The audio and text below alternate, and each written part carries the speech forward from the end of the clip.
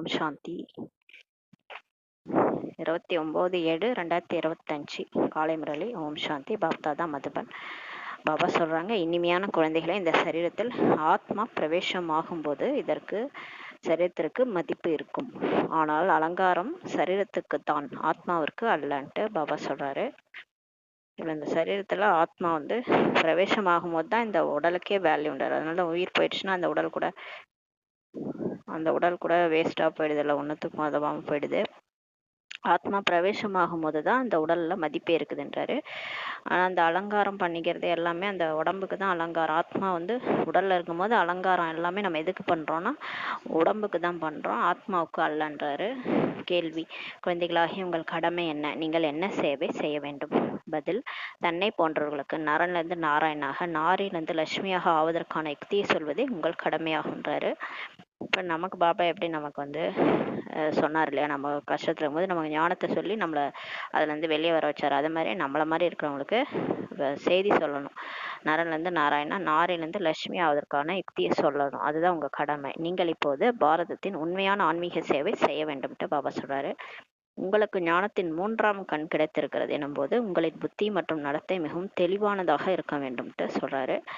இப்போ நம்ம முன்னாடி நான்பிக்கைவாக இருக்கும்போது வேற மாதிரி இருக்கும், நம்மளுடைய நடத்தை எல்லாமே வேற மாதிரி இருந்துச்சு. இப்போ நமக்கு ஆன்மீக ஞானம் கிடைச்சிருச்சு இல்லையா, 3ஆவது கண் திறந்துருச்சு, ஆத்மான்றதை உணர்ந்துட்டோம். அப்போ புத்தியும் நடத்தையும் தெளிவாக இருக்கணுன்றாரு.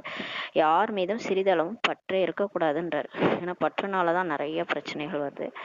நம்ம பற்றுனால தான் ஒருத்தவங்க மேலே வச்சிருக்கிற பற்றுனால இன்னொருத்தவங்களுக்கு தொந்தரவு கொடுக்குறோம். அது மாதிரி எல்லா விஷயமே பற்றுலன்னு தான் ஆரம்பிக்குது. அதுதான் தேகத்தின் மீது பற்று, நம்ம உடம்பு மேலே நம்ம பற்று, அதனால தான் மற்றவங்களெல்லாம் கஷ்டப்படுத்துகிறோம். அது அடுத்து உறவினர்கள் மேலே பற்று. அப்படி ஒருத்தவங்க மேலே அந்த பற்று வர தான் நமக்கு அதனால தான் விக்கிரமமே நடக்குது, பாவகர்மமே நடக்க ஆரம்பிக்குது. அதனால தான் பாபா சொல்கிறாரு, யார் மீதும் அந்த மெயினாக நஷ்டோ மோகா நினைவு சுரூபம் தான் கடைசி டெஸ்ட் பேப்பரு. எல்லாத்துலேருந்து மோகத்தை விடுபட்டு பாபா நினைவில் இருக்கணும். ஒரு பாபா தான் அப்படின்ட்டு போயிடணும். அதுக்கு தான் பாபா அவரையே நினைக்க சொல்கிறாரு. யார் மீதும் இப்போ சிறிதளவு பற்று இருக்கக்கூடாதுன்றாரு. ஓம் சாந்தி. இரட்டை சாந்தி சொல்கிறார் பாபா. இரட்டை சாந்தி. குழந்தைகளாகி நீங்கள் ஓம் சாந்தி என பதிலுக்கு சொல்லணுன்றாரு. நம்மளும் சொல்லணும், பாபாவுக்கு ஓம் சாந்தி சொல்லணும். பிரம்மா பாபா ஓம் சாந்தி, சிவபாபா ஓம் சாந்தி சொல்கிறாங்க. நம்மளும் ஓம் சாந்தி பாபாவுக்கு சொல்லணும். நம்முடைய சுய தர்மம் சாந்தி. நம்மளுடைய உண்மையான தர்மமே அமைதி தான். அமைதியை தேட எங்கேயுமே அலைய தேவையில்ல. ஆத்ம உணர்வில் எங்கே இருந்தாலும் சரி நமக்கு அமைதி ஆட்டோமேட்டிக்காக வந்துடும். நீங்கள் இப்போது அமைதிக்காக எங்கும் செல்வதில்லைன்ட்டு பாபா சொல்கிறாரு. மனிதர்கள் மன அமைதிக்காக சாது சன்னியாசிகளிடம் கூட செல்கின்றனர் இல்லையா? இப்போ பார்க்கணும், மக்கள் கோயிலுக்கு போவாங்க, சாமியார்கள்ட்டெல்லாம் போவாங்க, அமைதி வேணுன்றதுக்காக அங்கங்கே போகிறாங்க. இப்போது மனமும் புத்தியும் ஆத்மாவின் இந்திரியங்களாகுன்றாரு. இப்போ ஆத்மான்றது அதுதான் உயிர், இந்த உடல்ல இருக்கிற உயிர், அதான் ஆத்மா. அதில் தான் மனசு புத்தி இருக்கு. மனசு புத்தி வெளியே எங்கேயும் கிடையாது. மனசு ஹார்ட்ல இருக்கு, புத்தி பிரெயின்ல இருக்கு. அப்படி கிடையாது. அப்படி இருந்திருந்தா செத்து போனவங்களுக்கு அந்த மனசு புத்தியும் வேலை செய்யணும்ல, செய்யலைன்னா அப்போ அந்த உடம்புல எதுவும் இல்லை. ஆத்மா அந்த உயிரில் தான் மனசு புத்தி இருக்குதுன்றாரு. அதனால தான் அது வேலை செய்யுது. அது வேற வேற உடல்ல போயிட்டு அவதரிக்கும் போது கூட மனசு புத்தி இருக்குது இல்லையா? மனசும் புத்தியும் ஆத்மாவினுடைய ஒரு இன்ஸ்ட்ருமெண்ட் மாதிரி, ஆத்மாவில் இருக்கிற இந்திரியங்களாகுன்றாரு. இப்போ எப்படி உடம்புல கை, கால், கண்ணு, காது, மூக்கெல்லாம் இருக்குதோ உடம்புல, அது போல ஆத்மால மனசு புத்தி இருக்குதுன்றார். இந்த சரீரத்திற்கு கர்மேந்திரியங்கள் இருப்பது போல மனசு புத்தி மற்றும் கண் இருக்குன்றாரு. இந்த ஸ்தூல கண்கள் இருப்பது போல அந்த கண் அல்ல. பாருங்க, ஆத்மால கண்ணு வர இருக்கின்றார், மனசு புத்தி மற்றும் கண் இருக்கின்றார். அதனால தான் நம்ம கண்ணை மூடனா கூட இமேஜின் பண்ண முடியுது இல்லையா? எல்லாமே நமக்கு தெரியுது. கண்ணை மூடனா கூட, இந்த ஸ்தூல கண் மூலமா பார்க்கலனா கூட மனக்கண் மூலமா நமக்கு எல்லாமே தெரியுது. பூமின்னு அதாவது ஒரு தடவை நம்ம பார்த்துட்டோம்னா அந்த ஒரு பிக்சரை நம்மளால கொண்டு வர முடியும். அது மனக்கண்ணால் நம்மளால பார்க்க முடியும். இந்த ஸ்தூல கண்கள் இருப்பது போல அந்த கண் அல்ல அப்படின்னு சொல்றாரு. ஓ பிரபு, கண்ணில்லாதவருக்கு வழிகாட்டுங்கள் என சொல்றாங்க இல்லையா? அது அந்த 3ஆவது கண்ணை தான் சொல்றாரு, ஆத்மான்ற கண்ணு. இப்போது பிரபு என்றோ ஈஸ்வரன் என்றோ சொல்லும்போது தந்தையின் அன்பு பிரதிபலிப்பதில்லைன்னு சொல்றாரு. இப்போ பிரபுன்னு சொல்றோம், ஈஸ்வரா பிரபுன்னா அவர் எங்கேயோ இருக்கிறாரு, நம்ம எங்கேயோ இருக்கிறோம். நம்ம அவர் ரொம்ப உயர்ந்தவர், நம்ம தாழ்ந்தவங்க. நமக்கும் அவங்களுக்கும் அவருக்கும் ஏணி வச்சா கூட எட்டாவது மாடி. அந்த அன்பு வரமாட்டுது. அது கடவுளே கடவுளேன்னும் போது அந்த பக்தரும் அந்த கடவுளுன்ற மாதிரி தான் இருக்குது. இதே அப்பான்னும் போது பாருங்க, அவர் பக்கத்திலே வந்துட்ட மாதிரி அதாவது நான் என்னுடைய குழந்தை அப்படின்னும் போது நமக்கு அன்பு வருது இல்லையா அவர்கிட்ட. தந்தையிடமிருந்து குழந்தைகளுக்கு பாசி கிடைக்கிறது. இங்கே நீங்கள் தந்தைக்கு முன்பாக அமர்ந்திருக்கிறீங்கன்றாரு. படிக்கவும் செய்றீங்க. இப்போ நம்ம சென்டர்ல வரோம், இதே கோயிலுக்கு போறோம். கோயில்ல என்ன பண்ணுவோம், அப்படியே கடவுள் வந்து மூலஸ்தானத்துல இருப்பாங்க. நம்ம எங்கேயோ ஒரு கியூல ஏதோ ஒரு மூலையில நின்றுட்டு அப்படியே ஆசீர்வாதம் அங்கேருந்து அப்படியே கையெழுத்து கும்பிட்டுட்டு அந்த விபூதி எடுத்துக்கிட்டு வந்துடுவோம். நமக்கும் அந்த கடவுளுக்கும் எவ்வளோ டிஸ்டன்ஸ் இருக்கும். ஆனால் போனால் ஒரு அமைதி கிடைச்ச மாதிரி இருக்கும், அவ்வளோதான். ஆனால் இங்கே சென்டருக்கு வந்தால் நம்ம கடவுளுக்கு முன்னாடி உட்காந்துருக்குறோம்னா எவ்வளோ ஒரு சந்தோஷம். அவரு தான் நமக்கு பாடமே எடுக்கிறாரு. படிக்கவும் செய்கிறீங்கன்றாரு. உங்களை யார் படிப்பிப்பது அப்படின்னு கேட்குறாரு. உங்களுக்கு யார் இப்போ சொல்லித்தராங்க? பரமாத்மா அல்லது பிரபு படிப்பிக்கிறார் என நீங்கள் சொல்வதில்லை. சிவபாபா கற்பிக்கிறார் என தான் நீங்கள் சொல்வீங்க. நம்ம என்ன சொல்கிறோம்? கடவுள் சொல்லித்தரான்னு சொல்லமா? இல்லை, எனக்கு சிவ தந்தை என்னுடைய அப்பாவே வந்து சொல்லி கொடுக்குறாருன்னு தான் நீங்கள் சொல்வீங்க. அவன் மாறாக நம்ம கடவுளே சொல்லித்தரார், பிரபுவே சொல்லித்தராருன்ட்டு சொல்ல மாட்டோன்றாரு. பரமாத்மா சொல்லித்தரான்னு சொல்ல மாட்டோம். பாபா என்னும் வார்த்தை முற்றிலும் எளிமையானது, ரொம்ப ஈஸியானது. அப்பா அப்பா பாபான்னு சொல்றது ஈஸியானது. பாப் தாதாவாக இருக்கிறார் இல்லையா, நமக்கு பாபாவும் தாதாவாகவும் இருக்கிறாரு. தாதா வந்து சகோதரன், அவர் வந்து பிரம்மா பாபா. பாபா வந்து தந்தைன்னு சொல்லுவான். ஹிந்தியில வந்து பாபானா தந்தை. ஆத்மாவே ஆத்மா என்று தான் சொல்லப்படுகிறது. அது போல அவர் பரமாத்மா ஆவார்னு சொல்றாரு. நான் பரமாத்மா, அதாவது பரமாத்மா உங்களுடைய, நான் பரம ஆத்மான்னு சொல்றாரு. அதாவது பரமாத்மா உங்களுடைய தந்தை என அவர் சொல்றார். அவர் வந்து ஆத்மாக்கள் எல்லாம் தந்தை, பரமாத்மான்னு சொல்றாரு. மேலும் பரமாத்மாகிய எனக்கு நாடகத்தின்படி சிவன் என பெயரிடப்பட்டுள்ளதுன்னு சொல்றாரு. டிராமா படி அவர் பேர் சிவன் சொல்றாரு. அதான் அவருக்கு பேர் கொடுத்துக்கிறாங்க பரமாத்மாவுக்குன்னு சொல்றாரு. நாடகத்தில் அனைவருக்கும் பெயர் தேவையல்லவா? இப்ப எல்லாருமே இப்ப நம்ம அடிப்படை ஒரு குழந்தை பிறக்குது, அந்த குழந்தை அப்புறம் எப்படி கூப்பிடுவாங்க? பேர் வச்சுதான் ஆகணும் இல்லையா? அந்த மாதிரி கடவுளை என்னன்னு சொல்லி கூப்பிடுறது, அது ஒரு தர்மத்துல ஒரு பேர் வச்சு கூப்பிடுறாங்க. அதுல முக்கியமான பேர் சிவன்ட்டு அவருக்கு வச்சிருக்காங்க. சிவனுடைய கோயில்களும் இருக்கின்றனன்னு சொல்லி பாபா சொல்றாரு. பக்தி மார்க்கத்தவர்கள் ஒன்றுக்கு பதிலாக பல பேர்களை வச்சுட்டாங்கன்றாரு. அதான் ஒரு பேர் வச்சா பரவாயில்ல. அவர் மாட்டும் பத்ரிநாத், பசுபதிநாத், காசி விஸ்வநாத், ராமேஸ்வரத்துல ஒருத்தவங்க பேர் அவர் பேரையே மகாகாளேஸ்வர் அப்படி இப்படி டிஃப்ரெண்டா நிறைய பேரை வச்சுட்டாங்க. அதனாலதான் கடவுள் ஒருத்தர் தான், அவரோட பேரே இதுதான் அப்படின்றதே மறந்து போச்சு எல்லாருக்கும். மேலும் அளவற்ற கோயில்களை கட்டியபடி இருக்காங்க. அந்த மாதிரி ஒரு கோயிலா கட்டுறாங்க இந்து தர்மத்துல, எல்லாருக்கும் கோயில் கட்டுறாங்க, அளவற்ற கோயில கட்டுறாங்க. பொருள் ஒன்று தானாகும்ன்றாரு. ஆனா பொருளும் ஒன்று தான். சோம்நாத் கோயில் எவ்வளவு பெருசு, எவ்வளவு அலங்கரிக்கிறாங்க சிவனுக்கு. மாளிகைகள் முதலானவைகளுக்கும் கூட எவ்வளவு அலங்காரத்தை செய்யறாங்க. ஆத்மாவுக்கு எந்த அலங்காரமும் கிடையாதுன்றாரு. இப்போ உடம்புக்கு தான் அலங்காரம் பண்றோம், ஆனா ஆத்மாவுக்கு, உயிருக்கு ஒரு அலங்காரமும் கிடையாது. அப்படியே பரமாத்மாவுக்கும் கூட எந்த அலங்காரமும் கிடையாதுன்றாரு. அவர் புள்ளியாக இருக்கிறார். அது மாதிரி தான் ஆத்மாவும் புள்ளியா இருக்குது. மற்றபடி அலங்காரங்கள் சரீரங்களுக்கு ஆனதாகின்றாரு. மற்றபடி அலங்காரம் இந்த உடம்புக்கு தான் பண்றோம். ஆனா இந்த உடம்பு வந்து அந்த உயிர் இருக்கிற வரைக்கும் தான் அந்த உடம்புக்கு மதிப்பு. அந்த உயிர் போயிடுச்சுன்னா அந்த உடம்புக்கு மதிப்பு மரியாதை கிடையாது. அதுக்கப்புறம் நீங்க என்னதான் அலங்காரம் பண்ணாலும் அது மண்ணோட மண்ணா போயிடும். அதுல உயிர் இருக்கும் வரைக்கும் தான் அந்த ஆத்மா, அந்த சரீரத்துக்கு வேல்யூவே. அதுல நீங்க அலங்காரம் பண்ணா கூட அழகா இருக்குது. தந்தை கூறுகிறார், எனக்கு அலங்காரமே கிடையாதுன்றாரு. அவருக்கு ஏன்னா அவர் உடம்புல வர்றதே கிடையாது. அதனால வராரு, ஆனா பிறப்பெடுத்து அவர் வர்றது கிடையாது. இந்த பிரம்மா பாபா உடல்ல தான் வராரு. அதனால அவருக்கு அலங்காரம் கிடையாதுன்றாரு. ஆத்மாக்களுக்கும் அலங்காரம் கிடையாது. ஆத்மா புள்ளியாக தான் இருக்கிறது. இவ்வளவு சிறிய புள்ளி நடிப்பை நடிக்க முடியாதுன்றாரு. அந்த சின்னஞ்சிறிய புள்ளி சரீரத்தில் பிரவேசம் செய்தது என்றால் எத்தனை விதமான அலங்காரங்கள் ஏற்படுகின்றன என்றாரு. புள்ளியா இருந்துட்டு நம்ம அப்படியே நடிச்சோன்னா கண்ணுக்கே தெரியாம எப்படி நடிக்க முடியும்? அதனால ஒரு உடம்புல வந்து நடிக்கிறோம். அது அம்மா வயத்துல குழந்தையா இருக்கும்போது அங்க வந்து பிரவேசம் ஆகிறோம், ஆத்மா வந்து பிரவேசம் ஆகுது. அப்பதான் அந்த உடம்புக்கே வேல்யூ ஆகுது. அந்த சின்னஞ்சிறிய புள்ளி சரீரத்துல பிரவேசம் ஆயிடுச்சுன்னா தான் அதுக்கு அலங்காரங்கள்லாம் செய்யறாங்கன்றார். மனிதர்களின் பெயர்கள் எத்தனை இருக்கின்றன, ராஜா ராணி அலங்காரங்கள் எப்படி நடக்கின்றன? ஆத்மாவோ எளிமையான புள்ளியாக தான் இருக்குது. இப்போது குழந்தைகளாகிய நீங்கள் இதை கூட புரிஞ்சுக்கிட்டீங்க. ஆத்மா தான் இப்ப ஞானத்தை தாரணை செய்கிறது. எனக்குள்ளும் ஞானம் இருக்கிறது அல்லவா என்று தந்தை சொல்றாரு. இப்ப அவருக்குள்ள என்ன ஞானம் இருக்கோ அதை நம்ம கொடுக்குறாரு. சரீரத்தில் ஞானமே இருப்பதில்லைன்றாரு. உடம்புல நாலேஜ் கிடையாது, ஆத்மாவில தான் ஞானம், புத்தியில தான் அந்த ஞானம்லாம் ஸ்டோர் ஆகுது. ஆத்மாவாகிய எனக்குள் ஞானம் இருக்கிறது. உங்களுக்கு ஞானம் சொல்வதற்காக நான் சரீரம் எடுக்க வேண்டியுள்ளதுன்ட்டு பாபா சொல்றாரு. இப்ப பரமாத்மா, அவர் பரமாத்மா, அவருக்குள்ளார நாலேஜ் இருக்கு. நமக்கு இந்த ஞானத்தை சொல்றதுக்காக தான் அவர் வந்து ஒரு சரீரத்துல வர வேண்டியதா இருக்கு. சரீரம் என்று நீங்கள் கேட்க முடியாதுன்றாரு. அதாவது உடம்பு இருந்தால் தான் உடம்புல காது இருக்கும், கண் இருக்கும், வாய் இருக்கும், எல்லாம் இருக்கும். வாயால் பேசும்போது தான் நம்மளால் பேச முடியும். அது மாதிரி காது இருக்கும்போது தான் நம்மளால் கேட்க முடியும். உடம்பே இல்லைன்னா எப்படி நம்ம பேசுறது, எப்படி கேட்கறது? அப்புறம் அவர் எப்படி உடம்பு இல்லைன்னா அவர் எப்படி வந்து சொல்லுவார்? வாய் இருந்தால் தானே சொல்ல முடியும். அதனால தான் பிரம்மா உடல்ல அவதரித்து நமக்கு சொல்கிறாரு.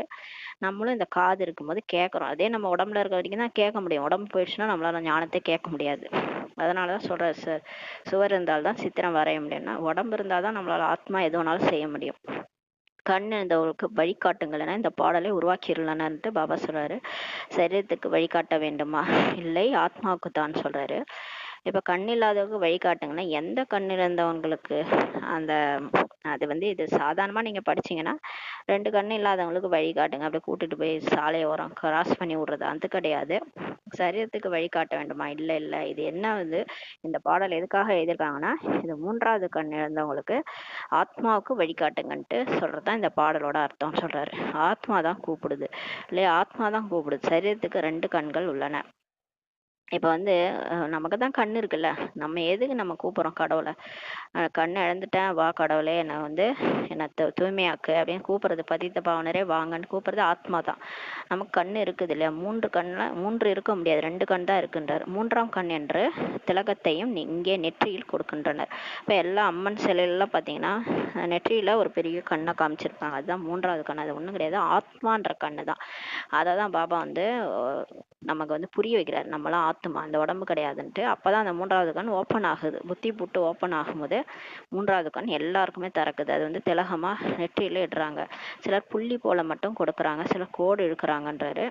ஆத்மா புள்ளியாக தான் இருக்குது, மற்றபடி ஞானத்தின் 3ஆம் கண் கிடைக்கிறதுன்றாரு. எப்ப ஆத்மான்னு உணர்றோமோ அப்ப நம்ம ஞானம் வந்து நமக்கு கிடைக்குது. அப்ப ஞானத்தோட 3வது கண் நமக்கு கிடைக்குது. 2 கண் இருக்குது. ஆனா இந்த 2 கண்ணை வச்சுன்னு பார்த்தோம்னா நல்லது எது கெட்டது எதுன்னு கண்டே பிடிக்க முடியாது. நம்மளால இப்போ இந்த ஸ்தூல கண்ணால இப்போ எதிர ஒருத்தவங்க வராங்கன்னா அவங்கள பார்த்து அவங்க அழகா வெள்ளையா இருக்கிறாங்க, நல்லா கோட் ஷூட்லாம் போட்டுட்டு நல்லா இருக்கிறாங்கன்னா நல்லவங்க நினச்சிருவோம். அதில் வந்து நம்ம வந்து ஏமாந்துருவோம். ஆனால் பார்த்தீங்கன்னா அப்புறம் பக்கா கேடியா இருப்பாங்க அவங்க. நமக்கு தெரியாது, 2 கண்ணை வச்சுட்டு நம்பிட்டு இருப்போம். பார்க்கறதெல்லாம் வெளுப்பா பாலுன்னு நினச்சிக்குவோம். கடைசியில் நம்ம ஏமாந்துருவோம். இப்போ பாபா எதுக்கு ஞானத்தின் 3வது கண்ணை கொடுக்குறாரு? ஆத்மான்ற 3வது கண்ணை திறக்கிறாரு. இந்த 3வது கண் வந்து ஞானத்தின் கண். இதில் தான் நமக்கு வைப்ரேஷனே கிடைக்குது. அந்த வைப்ரேஷன் மூலமாக கேட்ச் ஆகிடும். அவங்க பேசுறத வச்சே கண்டுபிடிச்சிடலாம். அவங்க வந்து ஞானத்தை வச்சு நமக்கு நாலேஜ் கொடுக்குறாரு. உண்மை எது பொய் எது எல்லாத்தையும் நாலேஜை வச்சு கண்டுபிடிச்சிடலாம். யார் என்ன எப்படின்றத நமக்கு எல்லாமே தெரியும். எந்த ஒரு நோக்கத்தோட நம்மகிட்ட பேசுறாங்க, என்ன வைப்ரேஷன் அவங்கள்ட்ட இருக்கு, அவங்களுக்கு என்ன தேவை அப்படின்றத ஞானத்தின் மூலமா ஈஸியாக கண்டுபிடிச்சிட முடியும். அதுதான் வந்து ஞானத்தின் 3வது கண்ணை திறக்கிறாரு பாபா. இப்போ வந்து நாலேஜை கொடுக்குறாரு, அது அறிவை கொடுக்குறாரு. இவ்வளவு நாள் அறிவு இழந்த ஆத்மாவுக்கு அறிவு கொடுக்குறாரு. ஆத்மாவுக்கு முன்னர் இந்த ஞானத்தின் 3ஆம் கண் இருக்கவில்லைன்றாரு. முன்னாடி ஆத்மாவுக்கு இந்த 3வது கண் இல்லை, ஞானம் இல்லை, நம்ம ஏமாந்துட்டே இருந்தோம். எந்த மனிதரிடத்திலும் இந்த ஞானமே இல்லைன்றாரு. இதனால் ஞான கண்ணற்றவர், ஞானம் இல்லாதவர் என சொல்லப்படுறாங்க. மற்றபடி இந்த ஸ்தூல கண்களோ அனைவருக்கும் இருக்குது. மற்றபடி நம்ம பார்த்தோம் இல்லையா, 63 ஜென்மமா நம்ம எல்லாரையும் எப்படி பார்த்தோம்? உடம்பா பார்த்தோம். எல்லாருக்கும் 2 கண் இருந்துச்சு. அந்த கண்ணை வச்சுதான் உலகத்தையே பார்த்தோம். உலகத்துல நடக்கிறதுலாம் எல்லாமே கரெக்டுன்னு நினைச்சிட்டு வாழ்ந்தோம். முழு உலகிலும் யாருக்கும் இந்த 3ஆம் கண்ணே இல்லைன்றாரு. இப்ப பாபா வர வரைக்கும் யாருக்குமே இந்த ஞான கண்ணு திறக்கல, 3வது கண் இல்லை. நீங்கள் அனைத்திலும் உத்தமமான பிராமண குலத்தினர். இப்ப நமக்கு அந்த கண்ணு திறந்துடுச்சு இல்லையா? அதனாலதான் இந்த தேவிகளுக்கு நெற்றியில ஒரு கண்ணு காட்டுறாங்க. பக்தி மார்க்கத்திற்கும் ஞான மார்க்கத்திற்கும் எவ்வளவு வித்தியாசம் உள்ளது என்பதை நீங்கள் அறிவீர்கள்ன்றாரு. நீங்கள் படைப்பவர் மற்றும் படைப்பில் முதல் இடை கடைசியை பற்றி அறிந்து சக்கரவர்த்தி ராஜாவாக இப்ப ஆகிறீங்கன்ட்டு பாபா சொல்றாரு. இப்போ ஐசிஎஸ் படித்தவர்கள் மிக உயர்ந்த பதவி அடைவது போல ஐஏஎஸ் சொல்றாருல, அந்த ஐஏஎஸ் ஐபிஎஸ்லாம் படிச்சு பெரிய பதவி அடைகிற மாதிரி நம்ம இப்போ இந்த படைப்பு பாபாவை தெரிஞ்சிட்டோம், பாபாவுடைய படைப்பை தெரிஞ்சுக்கிட்டோம், முதல் இடை கடை ரகசியத்தை தெரிஞ்சுக்கிட்டதுனால படிச்சுட்டோம். அதனால நம்ம எல்லாருமே ஞானத்தை தெரிஞ்சுக்கிட்டதுனால சக்கரவர்த்தி ராஜாவா ஆகிறீங்கன்றார். ஆனால் இங்கே படிப்பின் மூலம் யாரும் பாராளுமன்ற உறுப்பினராக எதுவும் ஆவதில்லைன்றாரு. ஆனா இந்த இந்த பார்லிமெண்ட்ல மெம்பர் ஆகிறதுக்கெல்லாம் வந்து படிக்க தேவையில்ல அப்படின்னு சொல்றாரு. இங்கே தேர்தல் நடக்கிறது, வாக்குகளின் அடிப்படையில் எம்பிக்கள் முதலானவர்களே ஆகின்றனர். படிக்காதவங்க கூட பாத்தீங்கன்னா எலெக்ஷன் மூலமா வாக்குகள் மூலமா ஓட்டு போட்டு தேர்ந்தெடுக்கிறாங்க எம்பின்ட்டு, மெம்பர் ஆஃப் பார்லிமெண்ட்னு சொல்லிட்டு. இப்போது ஆத்மாக்களாகி உங்களுக்கு தந்தையின் ஸ்ரீமத் கிடைக்கிறது. ஆனா நமக்கு இப்போ பாபாவுடைய வழி கிடைக்குது. வேறு யாரும் நான் ஆத்மாக்களுக்கு வழி கொடுக்குறேன் என சொல்வதில்லைன்ட்டு சொல்றாரு. வேற எந்த சாது சன்னியாசிகள்கிட்ட போனீங்கன்னா, வாங்க நான் உங்களுக்கு வழி காட்டுறேன், உங்களை பரந்தாமத்துக்கு கூட்டு போறேன்லாம் யாரும் சொல்ல மாட்டாங்க. நல்ல ஞானத்தெல்லாம் ஃபுல்லாலாம் அவங்களுக்கு தெரியாது. இது கடவுளை தவிர வேற யாரும் இந்த ஸ்ரீமத் கொடுக்க முடியாது. அவர்கள் அனைவரும் தேக அபிமானிகள். உலகத்துல எல்லாருமே தேகத்தை பத்தி தான் பேசுவாங்க. நீங்க போய் யார்ட்டையா பேசி பாருங்க, உடம்பு நல்லா இருக்கான்னு கேட்பாங்க, என்ன சாப்பிட்டீங்கன்னு கேட்பாங்க, இப்படிதான் பேசுவாங்க. அவங்களும் தேக அபிமானிகள். டாக்டர்கிட்ட போனா உடம்பு என்ன பண்ணுது, ஆத்மாவுக்கு என்ன பண்ணுதுன்னு கேட்க மாட்டாங்க, உடம்புக்கு என்ன பண்ணுது. டாக்டர் ஒரே டிப்ரெஷனா இருக்குன்னு சொன்னா ஒரு டேப்லெட்டை போட்டுன்னு படுத்து தூங்குங்கன்னுவாங்க. அதாவது உடம்புக்கு உடம்ப தான் பார்ப்பாங்க, ஆனா ஆத்மாவுக்கு என்ன பிரச்சனை, மனசுக்கு என்ன பிரச்சனை, எதுக்கு இந்த பிரச்சனை, அதெல்லாம் நம்ம கேட்க மாட்டாங்க. ஏன்னா எல்லாருமே தேகாபிமானிகளா இருக்கிறாங்க. தந்தை தான் ஆத்மாபிமானி ஆவதற்காக கற்றுத்தருகிறார். ஆனா இங்கதான் சர்ஜன் வந்திருக்கிறாரு, அவரு தான் ஆத்மாபிமானி ஆக்கிறதுக்காக வந்திருக்கிறார். ஆத்மால என்ன பிரச்சனை, ஆத்மாவுக்கு வைத்தியம் பார்க்கிறவரு இந்த வைத்தியர். அனைவரும் தேகாபிமானிகளா இப்ப இருக்கிறாங்க வெளி உலகத்தை. மனிதர்கள் சரீரத்துக்கு எவ்வளவு பகட்டான அலங்காரம் கொடுக்குறாங்க. மனுஷங்களை பார்க்கணும் இல்லையா, நல்ல ட்ரெஸ் பண்றாங்க, நல்ல அலங்காரம்லாம் பண்ணிக்கிறாங்க. இங்கேயோ தந்தை ஆத்மாக்களை தான் பார்க்கிறார். பாபா உடம்ப பார்க்கல, நம்ம என்ன ட்ரெஸ் போடுறோம், நம்ம என்ன அலங்காரம் பண்ணியிருக்கிறோம்டா பாபா பார்க்கல. அவர் நம்ம ஆத்மாவை தான் பார்க்குறாரு. சரீரமும் அழியக்கூடியது, ஒரு பைசாவை கூட பயனில்லாததுன்னு சொல்லிட்டாரு. அது நமக்கே தெரியும். உயிர் போயிடுச்சுன்னா அவ்வளோதான். அது ஒரு நாள் மேலே வச்சிருக்க மாட்டாங்க வீட்டில், பணம்னு சொல்லுவாங்க. அதை பாடி எப்போ எடுக்க போறீங்க தான் சொல்லுவாங்க. அவங்க அந்த பேரை வச்சு கூட சொல்ல மாட்டாங்க. உயிரோட இருக்கும்போது அவ்வளோ மதிப்பு மரியாதை. அது கலெக்டராக இருந்தாலும் சரி, பிஎம்ஆ சிஎம்மா இருந்தாலும் சரி, அவ்வளோ ஒரு பெருமையாக இருந்தாலும் சரி, செத்து போன பிறகு அந்த ஒரு மரியாதையே இருக்காது. ஒரு பைசா கூட பயனில்லாதுன்னு சொல்றாரு. மிருகங்களோட தோலை கூட விற்கப்படுகிறதுன்றார். ஆனாலும் மிருகங்களின் தோல் கூட விற்கப்படுகிறது. ஆனால் மனுஷங்களோட சரீரம் எதற்கும் பயனற்றதாக உள்ளதுன்ட்டு பாபா சொல்றாரு. இப்போ மிருகம்லாம் செத்துட்டா பாருங்களேன், அதோட தோல் எடுத்து ஸ்லிப்பர் செஞ்சிருவாங்க. அந்த யானையோட தந்தம் செத்தாலும் யானை பொண்ணுன்னு சொல்லுவாங்க, பொண்ணா மாறணுவாங்க. அந்த மாதிரி மிருகங்களுக்கு கூட செத்து போனா அதோட தோல் இல்லை அதோட தந்தம் அதெல்லாமே வேல்யூ ஆகுது. ஆனா மனுஷன் செத்தா ஒரு பார்ட்டு கூட வேல்யூ கிடையாது. எல்லாத்தையும் எரிச்சு போட்டுறாங்க இல்லையா, ஒரே ஸ்மெல் அடிக்கும்ட்டு. ஒரு நாளுக்கு மேல வீட்டுல வச்சிருக்க மாட்டாங்க அந்த உடலை. அவ்வளவுதான். அது போனா எப்ப எடுக்க போறீங்க, பாடி எப்ப எடுக்க போறீங்கன்னா கேட்பாங்க, எப்பேற்பட்டவங்களா இருந்தாலும் சரி. அதனாலதான் சொல்றாரு, இது உயர் பைசாவும் கூட பயனில்லாது இந்த உடல். இப்போது தந்தை மதிப்பு மிக்கவர்களாக நம்ம ஆக்குகிறார். பாபா ஆத்மாவை தான் மதிப்பு மிக்கதா ஆக்குறாரு. நாம் இப்போது தேவதையாக ஆகி கொண்டிருக்கிறோம் என்பதை குழந்தைகளாகி நீங்கள் அறிவீர்கள் எனும்போது அந்த போதை ஏறி இருக்க வேண்டும்ன்றாரு. ஆனால் இந்த போதை கூட வசீகரமான முயற்சியின் அடிப்படையில் தான் இருக்கிறதுன்றாரு. ஆனா இது எல்லாருக்கும் ஏற மாட்டுது. எடுத்தவொடனே நம்ப மாட்டாங்க இல்லையா, நான் போய் தேவதையான்ட்டு நம்ப மாட்டாங்க. ஆனா அது முயற்சி பண்ண பண்ண பண்ண வரிசைக்கிரமமா முயற்சி பண்ணதான் அந்த போதை ஏறுதுன்றாரு. செல்வத்தை குறித்த போதை கூட இருக்கிறது அல்லவா. இப்ப யாராவது பணக்காரங்களா இருக்காங்கன்னா அவங்களுக்கு ஒரு போதை இருக்கும், நான் ஒரு பணக்காரன் அப்படின்ட்டு. இப்போது குழந்தைகளாகி நீங்கள் மிகவும் செல்வந்தராக ஆகிறீர்கள். பாபா சொல்றாரு, சரி தேவதையா ஆக போறான்ற போதை தான் இல்லை, சரி லட்சக்கணக்கான ரூபாய் மதிப்புள்ள இந்த ஞானத்தை நான் படிச்சுட்டு இருக்கிறேன், நான் கண்டிப்பா பணக்காரர் ஆவேன், அந்த போதையாவது இருக்கலாம்ல. நீங்கள் மிகவும் செல்வந்தர்களாக ஆகிறீங்கன்றாரு. உங்களின் வருமானம் அதிகரித்து கொண்டிருக்கிறது. இப்போ உங்களுக்கு பேங்க் பேலன்ஸ் மாதிரி ஏறிக்கிட்டே இருக்குது. புத்தியில வருமானம் ஞானத்தை ஸ்டோராக உங்களோட மதிப்பே என்ன ஆயிட்டு இருக்குது, டேக் அப்படியே பாபா டேக் பண்ணிட்டே இருக்கிறாரு. ₹1,00,000 இந்த ஆத்மாவுக்கு இவ்வளவு மதிப்பு ஏறிக்கிட்டே இருக்குன்ட்டு நம்மளுடைய வருமானம் இப்ப அதிகரிச்சுட்டு இருக்குதுன்றாரு. உங்களின் மகிமையும் பலவிதமானதாக இருக்கிறது. நீங்கள் மலத்தோட்டத்தை இப்ப உருவாக்குறீங்கன்றாரு. நம்ம என்ன பண்றோம், குப்தமா இப்ப சேவை செய்யறோம். பாபா குப்தமா ஸ்தாபனை பண்ணிட்டு இருக்கிறாரு. இப்ப அல்லாவின் மலத்தோட்டம் ரெடி ஆயிட்டு இருக்குதுன்றாரு. சத்தியுகம் மலத்தோட்டம் எனப்படுகிறது. இதனுடைய நாற்று எப்போது நடப்படுகிறது என்பது யாருக்கும் தெரியவில்லை என்றாரு. ஆனா இந்த அல்லாஹ் ஒரு மலத்தோட்டத்தை படைக்கிறாரு. அந்த மலத்தோட்டம் எப்ப நாத்து நடுறாருன்றது யாருக்குமே தெரிய மாட்டுது. உங்களுக்கு பாபா தான் புரிய வைக்கிறாரு. ஹே பகவானே வாருங்கள் என்று அழைக்கவும் செய்யறாங்க இல்லையா, கூப்பிடுறாங்க. அவரை தோட்டக்காரன் என்று சொல்ல முடியாது. சென்டர்களை பராமரிக்கக்கூடிய குழந்தைகளாகி நீங்கள் தான் தோட்டக்காரர்கள் ஆவீர். அவர் தோட்டத்துக்கு எஜமானன், நம்மளாம் தோட்டக்காரர். நம்ம தான் அந்த சென்டரை பராமரிக்கக்கூடிய குழந்தைகள், நம்ம தான் தோட்டக்காரர்கள் சொல்றாரு. அநேக விதமான தோட்டக்காரர்கள் இருக்கிறாங்கன்றாரு. தோட்டத்தின் எஜமானனும் ஒருவர் தான் ஆவார். நம்ம எல்லாருமே தோட்டக்காரர்கள், நிறைய தோட்டக்காரர்கள் இருக்கிறாங்க. ஆனா எல்லா தோட்டத்துக்கும் எஜமானன் பாபா தான். முகலாய தோட்டத்தின் தோட்டக்காரருக்கு சம்பளம் கூட அதிகமாக கிடைக்கும் அல்லவான்னு சொல்றாரு. அனைவரும் வந்து பார்க்கக்கூடிய அளவுக்கு அழகாக தோட்டத்தை உருவாக்குகிறார்கள். முகலாயர்கள் மிகவும் ஆர்வமாக இருந்தார்கள். அவருடைய மனைவி இறந்ததும் தாஜ்மஹாலை கட்டினார். இந்த ஷாஜஹான் பத்தி சொல்றாரு. முகலாயனா முஸ்லீம்காரங்க, அவங்களோட தோட்டம் கூட பெருசா இருக்கும் போல, அதுக்கு சம்பளம் கூட அதிகமா கொடுப்பாங்களாம். அதை யாரெல்லாம் பாத்துக்கிறாங்களோ அவங்களுக்கு சம்பளம் அதிகமா கொடுக்குறாங்க. அழகான தோட்டத்தை உருவாக்குவாங்களாம். முகலாயர்கள் தான் அந்த தோட்டத்தை படைக்கிறதுல ஆர்வமா இருந்தாங்க. இந்த ஷாஜஹான் மனைவி இருந்ததும் தாஜ்மஹாலை கட்டினார் இல்லையா, அவருடைய பெயர் கூட புகழடைகிறது. எவ்வளவு நல்ல நல்ல நினைவு சின்னங்களை உருவாக்கி இருக்கிறாங்கன்ட்டு பாபா சொல்றாரு. ஆக மனிதர்களுக்கு எவ்வளவு மகிமை ஏற்படுது என்று பாபா இப்ப புரிவிக்கிறார். மனிதர்களும் மனிதர்கள் தான். சண்டையில் ஏராளமான மனிதர்கள் இறந்து போகிறாங்க. பிறகு என்ன செய்யறாங்க? பெட்ரோலை ஊற்றி எரித்திடுறாங்கன்றாரு. சில உடல்கள் அப்படியே விழுந்து கிடக்கும், தகனமே செய்வதில்லை. இப்ப போர்லாம் நடக்குது இல்ல, என்ன பண்றது? அது உயிர் தப்பிச்சு ஓடுறதுல தான் பார்ப்பாங்க இல்லையா.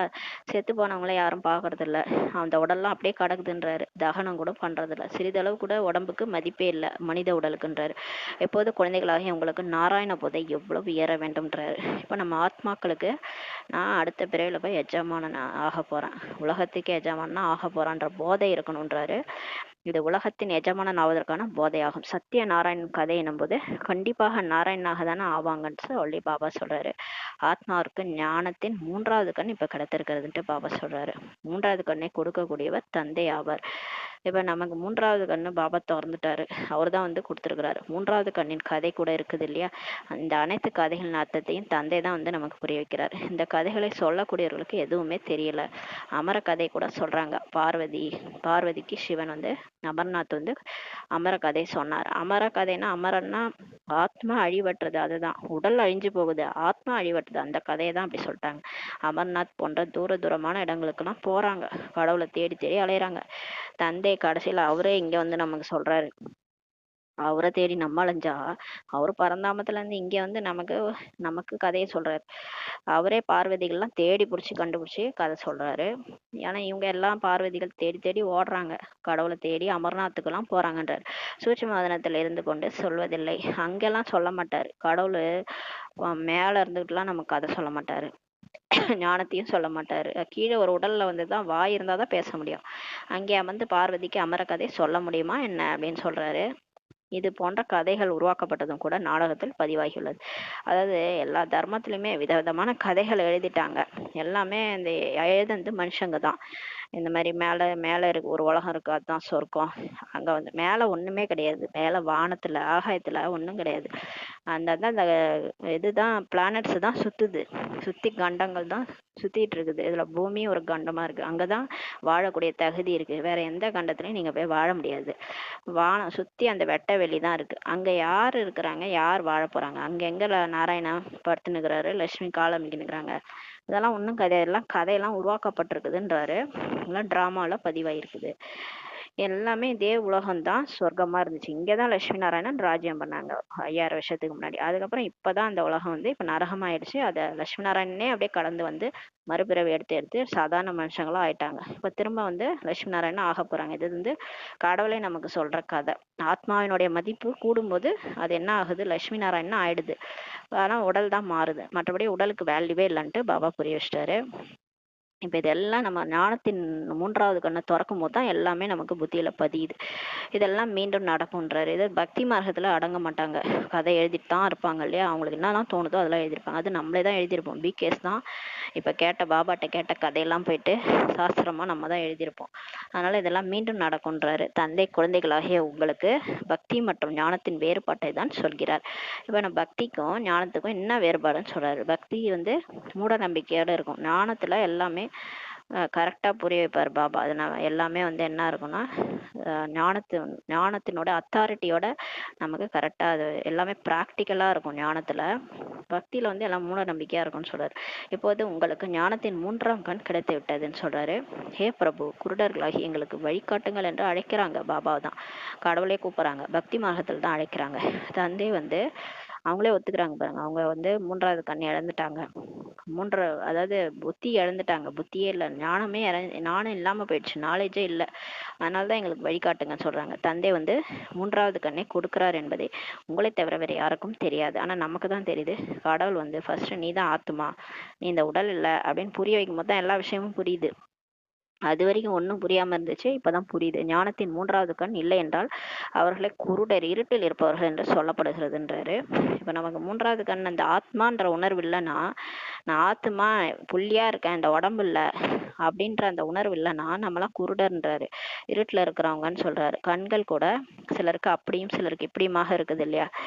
சிலருக்கு கண்ணு பாத்தீங்கன்னா ஒரு ஒரு மாதிரி இருக்கும். ஒன்று வந்து கிராஸ் கண் இப்படி பார்க்கும், அப்படி ஒருத்தவங்களுக்கு ஒரு ஒரு மாதிரி இருக்கும். சிலருக்கு அழகான கண்களாக இருக்கிறது, அதை வைத்து பரிசும் கூட கொடுக்கப்படுகிறது. பாபா இதெல்லாம் பார்த்து சொல்றாரு, கண்ணை வச்சு பிரைஸ் கொடுக்குறாங்களாம். மிஸ் இந்தியாலாம் சொல்றாரு, மிஸ் இந்தியா மிஸ் யூனிவர்ஸ்ன்ட்டு அந்த அந்த அங்கங்கள்லாம் அழகா இருக்கும்போது அந்த ப்ரைஸ் கொடுக்குறாங்க. அந்த கண்ணு அழகா இருக்கிறவங்களுக்கு ப்ரைஸ் கொடுக்குறாங்களாம். பாபா சொல்றாரு, miss India miss universe miss இன்னார் என்று பெயரும் வைக்கிறாங்க.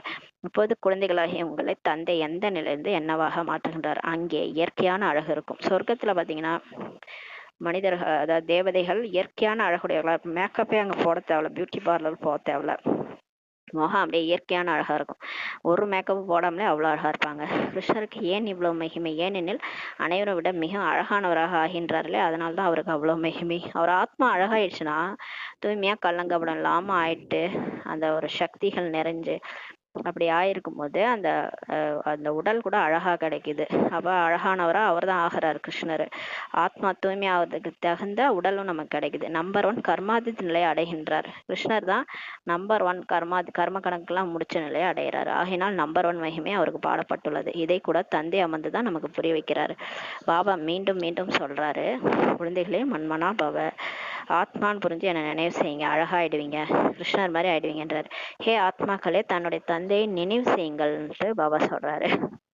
ஆத்மான்னு புரிஞ்சு என்னை நினைவுங்க அப்படின்றாரு. குழந்தைகளிலும் வரிசை கிரமமாக இருக்கிறாங்க அல்லவா, வரிசை கிரமமா தான் நினைக்கிறாங்க. அதாவது கிருஷ்ணர் வந்து அவ்வளோ பக்கத்திலே இருக்காரு, பாபாக்கு பக்கத்திலே. அதனால அவருக்கு ரொம்ப அந்த அளவுக்கு அன்பு பாபா மேல. எந்த நேரம் அவரே நினைச்சிட்டு இருந்தாரு. ஆனா வரிசை கிரமம் அடுத்தடுத்து வர குழந்தைகளுக்கு வரிசை கிரமமான அன்பு தான் இருக்குது, வரிசை கிரமமான முயற்சி தான் செய்யறாங்க அல்லவான்றாரு. முயற்சியிலேருந்து நிச்சய புத்தியிலேருந்து எல்லாமே வரிசை கிரமமா இருக்குன்றாரு. லௌகிக தந்தைக்கு 5 குழந்தைகள் இருக்கிறாங்க என்றால் அதில் யார் மிகவும் புத்திசாலியோ அவர்களை நம்பர் 1 வைப்பாங்க அல்லவா. இப்போ நம்ம சாதாரண அப்பா இருக்கிற அவருக்கு 5 புள்ளனா பெரியவன் எப்படி படிப்பான், ரெண்டாவது பையன் எப்படி, மூணாவது பையன் எப்படின்ட்டு அப்படியே வரிசையா வைப்பாங்கல்ல. அதுல வந்து யார் நல்லா புத்திசாலியா இருக்காங்களோ அவங்கள நம்பர் 1 வைப்பாங்க அல்லவா. மாலையில் மணிகள் இருக்கிறது அல்லவான்ற அதே மாதிரி பாபாவும் இங்க வரிசை கிரமமா இருக்கிற குழந்தைகளை மணியில வைக்கிறாரு. முதல் எண், 2ஆம் எண், 3ஆம் எண்ணுன்ட்டு மாலையின் மணியாக உருவாகுதுன்றாரு. இவர் 2ஆம் எண் 3ஆம் எண்ணு சொல்கிறார்கள். ஒருபோதும் ஒரே மாதிரியாக யாரும் இருப்பதில்லை என்றார். 5 விரல் இருக்குது, 5 விரலும் ஒரே மாதிரியே இருக்காதுல்ல. அந்த மாதிரி நம்ம எல்லாரையும் ஒரே மாதிரி நம்மள மாதிரி எதிர்பார்க்கறது தப்பு. ஆளாளுக்கு ஒரு ஒரு மாதிரி தான் இருப்பாங்கன்னு சொல்றாரு. இவர் பாபாவுடைய குழந்தைகளே எல்லாருமே விதவிதமா தான் இருக்கிறாங்கன்றார். தந்தையின் அன்பும் கூட வரிசைக்கிரமாக தான் இங்க இருக்குது. அது எல்லைக்குட்பட்ட விஷயம், இது எல்லைக்கு அப்பாற்பட்ட விஷயமாகுன்றாரு. அந்த அந்த அப்பா இருக்கிறாருல, அவர் வரிசைக்கிரமா தான் அன்பு செலுத்துவாரு. ஆனா பாபா அப்படி கிடையாது, அவர் எல்லாருக்கும் அன்பு செலுத்துவாரு. அது எல்லைக்குட்பட்ட விஷயம், இது எல்லைக்கு அப்பாற்பட்ட விஷயமாகுன்றாரு. எந்த குழந்தைகளுக்கு ஞானத்தின் 3வது கண் கிடைத்திருக்கிறதோ அவர்களின் புத்தி மற்றும் நடத்தை மிகவும் நன்றாக இருக்குன்ட்டு பாபா சொல்றாரு. இப்ப யாருக்கு ஞானம் நல்லா புரிஞ்சிடுச்சு, நல்லா புரிஞ்சுட்டு 3வது கண் ஓப்பன் ஆயிடுச்சோ அவங்க கரெக்டா அவங்க புத்தி சொல்லும், இப்படிதான் நடந்துக்கணும், இதை செய்யக்கூடாது, ஸ்ரீமத் இதுதான், இதை மீறி நடக்கக்கூடாது, இதை சாப்பிடக்கூடாது, இதை சாப்பிடணும், இவங்கள்ட்ட இப்படி பேசணும், இதை பேசக்கூடாது, யார்கிட்ட எப்படி பேசணும், எல்லாமே தெரியும் அவங்களுக்கு. ஏன்னா பாபாவுடைய ஞானம் அவங்களுக்கு புத்தியில ஸ்டோர் ஆயிருக்கு இல்லையா. அதனால அவங்க நடத்தை கூட மிக நன்றாக இருக்கும். மலர்களின் ராஜா இருப்பது போல இந்த பிரம்மா மற்றும் சரஸ்வதி ராஜா மற்றும் ராணி மலர்களாக இருக்கிறாங்கன்னு சொல்றாரு. ஞானம் மற்றும் நினைவு இரண்டிலும் தீவிரமாக இருக்கிறாங்க. இந்த பிரம்மா பாபா அம்மா பாருங்களேன், அவங்களாம் வந்து ஆரம்பத்திலே அவங்க குணம் அவ்வளோ நல்ல குணமா இருந்திருக்கு. பாபா ஞானம் கிடைக்கிறதுக்கு முன்னாடியே. அப்ப ஞானம் வேற கிடைச்ச உடனே ரொம்ப மலர் மாதிரி ஆயிட்டு இருக்கிறாங்க 2 பேரும். பிரம்மா மற்றும் சரஸ்வதி மலர்களாக இருக்கிறாங்க. நினைவுலையும் சரி, சேவையிலும் சரி, ஞானத்திலையும் சரி. பாபா யோகம், ஞான யோகம் அந்த ரெண்டு சப்ஜெக்ட்லயும் தீவிரமா இருக்கிறாங்க அவங்க 2 பேரும். நம்ம பாருங்க ஞானம் மட்டும் தான் படிக்கணும், யோகா வந்து அப்படிதான் இருக்குது இல்லையா. 2துலயுமே அவங்க தீவிரமா இருந்திருக்காங்க. 2 மணிக்கெல்லாம் எஞ்சி யோகா பண்ணுவாங்க அம்மா. பிரம்மா பாபாவும் அப்புறம் அதே மாதிரி தான் 2 மணிக்கு எஞ்சி யோகா பண்ணி பாவம் அழிஞ்சிடுச்சு அவருக்கு. 2 மணிக்கு எஞ்சாதான் நமக்கு பாவம் அழியும். தீவிர முயற்சி செய்யும் போது தான் பாபாவை நினைக்க நினைக்க அவர் ஆழ் மனசுல அவர் பாபா வந்துருவாரு. ஆழ் மனசுல பாபா வந்துட்டாருன்னா அப்புறம் கவலையே கிடையாது நமக்கு. வாப்சமான்னு ஆயிடுவோம் நம்ம. அப்ப எந்த ஒரு தேகதாரி மேல நமக்கு அன்பு போகாது. ஒரு பாபான்னு தான் இருப்போம். அதனாலதான் 2 மணிக்கெல்லாம் எஞ்சி அதிகாலையில அந்த ஆழ் மனசு ஓப்பன் ஆகுது. அந்த டைம்ல நீங்க எந்த ஒரு எந்த யார நினைக்கிறீங்களோ அவங்கதான் நாள் முழுசும் நமக்கு நினைவுல இருப்பாங்க. இப்ப அதிகாலையில ஒரு பாட்டு, ஒரு சாங் கேட்டீங்கன்னு வச்சுக்கோங்களேன், அந்த பாட்டு வந்து நாள் முழுதும் ஓடும். ஒரு சினிமா பாட்டை ஏதோ ஒன்று கேட்குறீங்கன்னு வச்சுக்கோங்களேன், நாள் முழுதும் அந்த பாட்டே ரிப்பீட் ஆயிட்டு இருக்கும். ஏன்னா அது ஆழ் மனசுல பதியுது. அது மாதிரி பாபாவோட நினைவு அதிகாலையில அமிர்த வேலையில பாபா தான் எனக்கு எல்லாம், என் 3ஆம் அவர் யாருமே இல்லை, பாபா பாபா குட் மார்னிங் பாபான்ட்டு ஆரம்பிச்சிங்கன்னா அதிகாலையில நாள் முழுதும் அவர் நினைவு தான் ஓடுன்றார். அதனாலதான் அவங்க தீவிரமா இருந்திருக்கிறாங்க. நாம் தேவதை ஆகின்றோம் என்பதை நீங்கள் தெரிந்துள்ளீர்கள்ன்றாரு. முக்கியமானவர்கள் 8 ரத்தினங்களாக ஆகுறாங்க. 8 8 ரத்தினங்களா வர்றவங்க முக்கியமானவங்க 8 பேர் தான்றாரு. 108ல 8 பேர் அவங்க தான் பாசித்தானராய் போறாங்க. அதாவது தர்மராஜ்புரில் அவங்களுக்கு தண்டனையே கிடையாது. சின்ன விக்கிரமம் கூட அவங்க பிகே ஆயிட்டு செய்யவே இல்லை, துக்கமே யாருக்கும் கொடுக்கல. சின்னமா கூட அவங்க விக்கிரமம் வந்து சின்னதா கூட செஞ்சிருக்க மாட்டாங்க. 5 விஹாரத்துலையும் போயிருக்க மாட்டாங்க, யாருக்கும் துக்கம் கொடுத்துருக்க மாட்டாங்க. பாபா நினைவுலே இருந்து பாசித்தானர் ஆயிருப்பாங்க. அவங்க தான் 8 ரத்தினங்களா ஆகிறாங்கன்றாரு. முதலில் பூன்றது பாபா, பிறகு ஜோடி மலர்ன்றது சிவபாபா, பிறகு ஜோடி பிரம்மா சரஸ்வதி மாலை உட்டுறாங்க அல்லவா. அப்புறம் ஜோடியா அந்த 108 மாலை உருட்டுவாங்க. அதுல ஜோடியா உருவாகுறாங்க. ஃபர்ஸ்ட் பிரம்மா பாபா மம்மா, அது மாதிரி அடுத்த ஜோடி. இதுல எந்த ஜோடி தான் நம்ம புருஷார்த்தம் பண்றவங்க தான் ஜோடி ஆக முடியும். அதுவும் நான் யாரு ஜோடினா அந்த லெவல் புருஷார்த்தம் நம்ம பண்ணாதான் நம்ம வந்து லட்சுமியை கல்யாணம் பண்ணிக்க முடியும், இல்ல நாராயணனை கல்யாணம் பண்ணிக்க முடியும். லட்சுமி நாராயண கல்யாணம் பண்ணிக்க தகுதி இருக்குதா அப்படின்ட்டு நம்ம முகத்தையே நம்மளே பார்த்துக்கணும். அந்த அளவுக்கு புருஷார்த்தம் நம்ம செய்யணுன்றாரு. இந்த மாதிரி ஜோடியா உருட்டப்படுறது தான் இந்த 108 மணி மாலை. அதை தான் பக்தி மார்க்கத்துல 108 மணி மாலை உருட்டுறாங்க பக்தர்கள். அதை உருட்டுனா பரிகாரம், அதுதான் பரிகாரம்னு சொல்லுவாங்க சில இடத்துல. இது செஞ்சீங்கன்னா உங்களுக்கு இந்த கஷ்டம் போயிடும் அப்படின்லாம் சொல்லுவாங்க. ஏன்னா அந்த 108 மாலையில இருக்கிறவங்க அவங்க வந்து அப்படியே எந்த ஒரு விக்கிரமும் பண்ணாம பாபா நினைவுல இருந்து முயற்சி பண்ணவங்க. உண்மையில் உங்களுடைய பூஜை அல்ல, நினைவு செய்யப்படுகிறீர்கள்னு சொல்றாரு.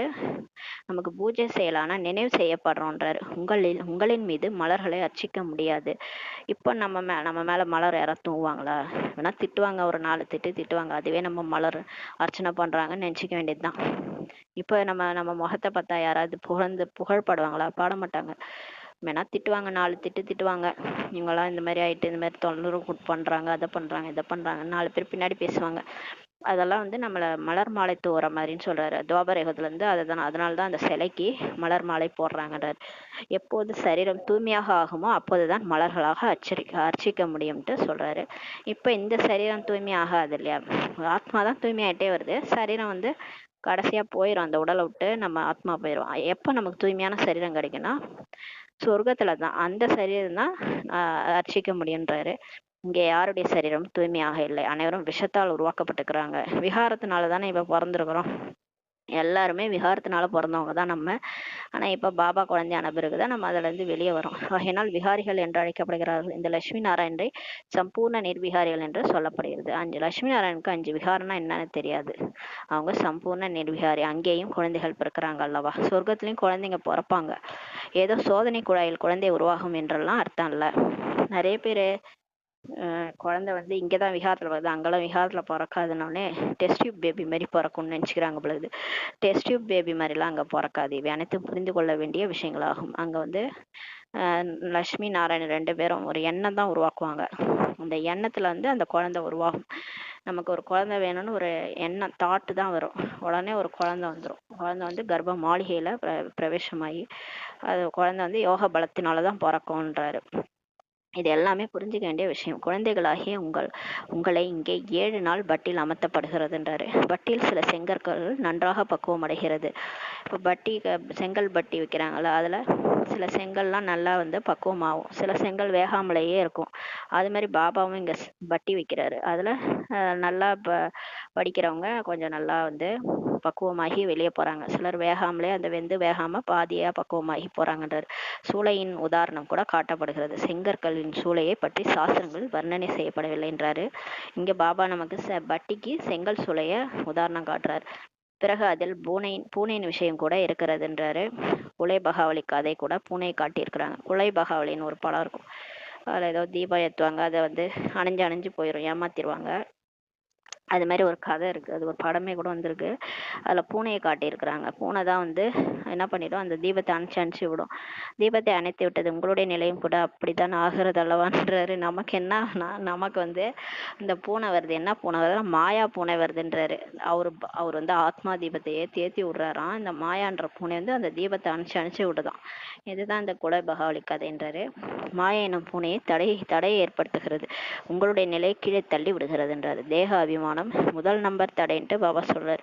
நமக்கு பிரச்சனையே இந்த தேக அபிமானம் தான், இந்த உடம்பு தான் நான் நினைச்சுக்கிறது, அதுதான் நமக்கு முதல் நம்பர் தடைன்றார். பிறகு மற்ற விகாரங்களும் வந்துடுது. ஃபர்ஸ்ட் தேக அபிமானம் வரும், அப்புறமா எல்லாமே வந்துடும். காமம், கோபம், பற்று, ஆசை, அகங்காரம்.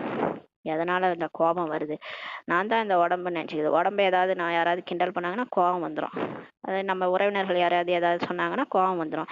ஏன் வருதுன்னா தேக அபிமானம், நான் இந்த உடம்புன்னு நினச்சிக்கிறோம். அதனால தான் எல்லா விகாரமும் இந்த தேக அபிமானத்தினால தான் வருது. அதனால தான் ராவணனுடைய நாபி கமலத்தில் அம்பு விட்ட பிறகு தான் அந்த ராவணன் செத்து மடிஞ்சான். அது வரைக்கும் ஒரு தலையாக வெட்ட அந்த ராமர் வந்து ராவணன் சாகலை. அது மாதிரி நம்ம வந்து தேக அபிமானத்தை விட்டாதான் சரி, நான் ஆத்மான்ற பயிற்சி செய்ய தான் இந்த உடல் அபிமானம் போகுன்றாரு. மோகம் கூட அதிகமாக ஏற்படுகிறது. இப்போ பற்று வேற அதிகமா வருது. எதனால வருது, எல்லாம் அந்த உடம்பு தான், உடம்பால தான் இந்த பற்று கூட வருது. நான் இந்த உடம்புன்னு நினைச்சுக்கணும். அதனால எல்லார் மேலேயும் பற்று.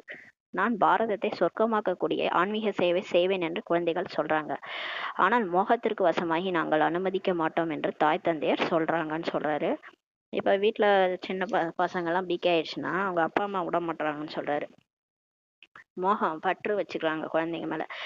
கல்யாணம் பண்ணணும் அப்படி இப்படின்னு அவங்க சொல்லுவாங்க. இங்கே இந்த பசங்களுக்கு பிகே ஆகிட்டு சேவை பண்ண போகிறோன்னு சொல்லுங்க, அவங்க வீட்டில் விட மாட்டாங்க. இது கூட எவ்வளவு மோகமாக இருக்கிறது. நீங்கள் மோகம் எனும் பூனையாக ஆகக்கூடாதுன்ட்டு நம்மளை சொல்கிறாரு.